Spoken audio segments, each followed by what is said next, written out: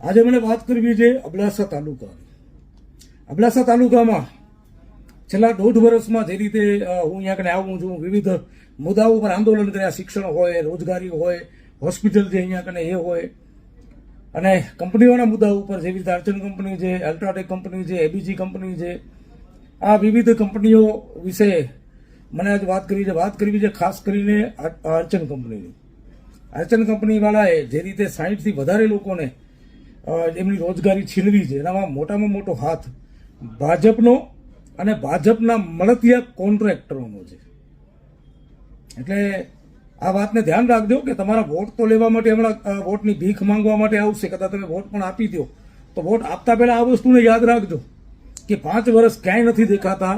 એ ભાજપવાળા તમારા વોટ લેવા માટે આવશે ને તમારી રોજગારી છીનવશે, તમારું શિક્ષણ છીનવશે, તમારું આરોગ્ય છીનવી લેશે.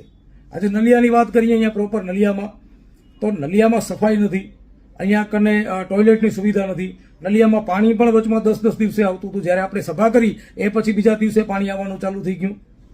એટલે આ બેઝિક જે સુવિધાઓ જે આ ભાજપવાળા પૂરી પાડી શકતા નથી.